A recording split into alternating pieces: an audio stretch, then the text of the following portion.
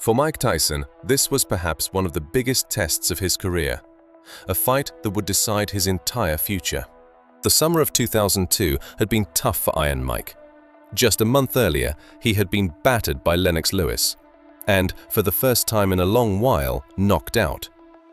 Critics had unanimously buried him as an elite fighter, declaring that Tyson was finished.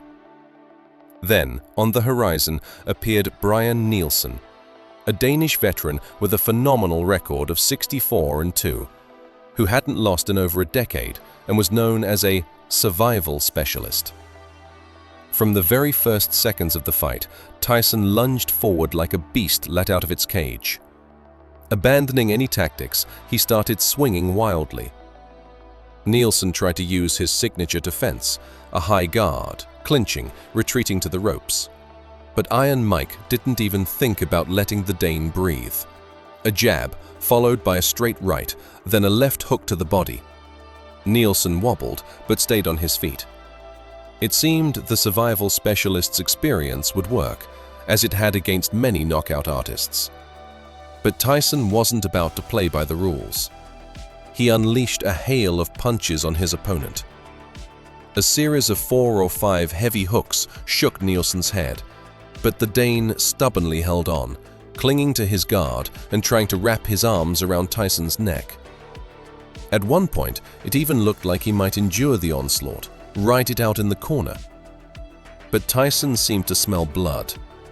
He pushed Nielsen's hands away, stepped forward, and drove a right hook right into the jaw. Nielsen crashed to the canvas, but immediately jumped back up out of survival instinct. It's hard to recall a man who rose to the top so quickly and then began to fall just as fast. By the early 2000s, Mike Tyson was no longer just a boxer. He was a true cultural phenomenon, surrounded by scandals, brawls, and total uncertainty. To understand what state he was in when he faced Nielsen, we need to look back a good 10 years. Tyson started his professional career in 1985, and it wasn't just a march, it was a natural disaster. He steamrolled everyone in his path like a tank that didn't even notice the obstacles. In his first year alone, he fought 15 bouts and won all of them by knockout. His style, that famous peekaboo, broke down any defense, and his punches were so devastating that opponents often entered the ring already mentally defeated. In November 1986, at the age of 20, he knocked out Trevor Berbick and became the youngest heavyweight champion in history. Over the next couple of years, he collected all the belts: WBA, WBC, IBF, becoming the undisputed king of the division. Behind all that power stood an ordinary kid from Brooklyn who had entered a world of enormous money and unlimited power. That's when his life began to turn into a never-ending circus, and nowhere was that more evident than in his rivalry with the Briton Frank Bruno. Their first fight, scheduled for 1988, had to be postponed 3 times.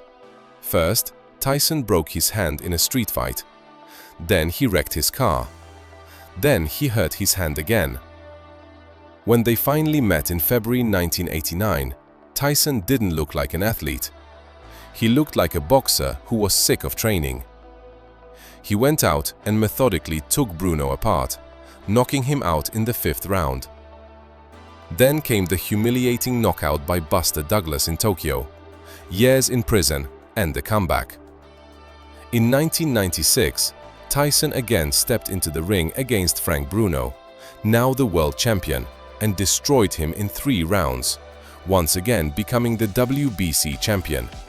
In 1995, Mike Tyson returned to boxing after 3 years away from the ring, and it was arguably the most talked about comeback in sports history. He was allowed to compete again in March, and the whole world waited to see, would the old Iron Mike be back? Or was he just a shadow of his former greatness? His first opponent after the long layoff was Peter McNeely, a tough middle-level fighter whom Tyson defeated in less than a minute and a half. A knockout in the very first round. Just seconds before the stoppage, Mike looked as if he had never left the ring. The same explosive speed, the same powerful hooks. His second fight came in August against former amateur world champion Buster Mathis Jr. Tyson again knocked out his opponent, this time in the third round, showing his trademark pressure and intensity.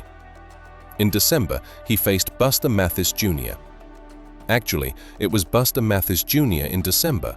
Wait, the text says Buster Mathison Jr., which likely refers to Buster Mathis Jr., but the original said Buster Mathison Mladší.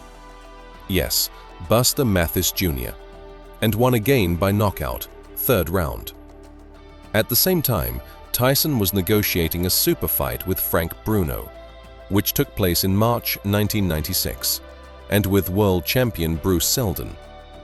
The 1995 campaign showed that Tyson was still a very serious opponent, but many critics noted that he was no longer the fighter who had steamrolled everyone in the late 80s. His opponents were of moderate level, and Mike looked powerful but somewhat one-dimensional. Nevertheless, the public adored him.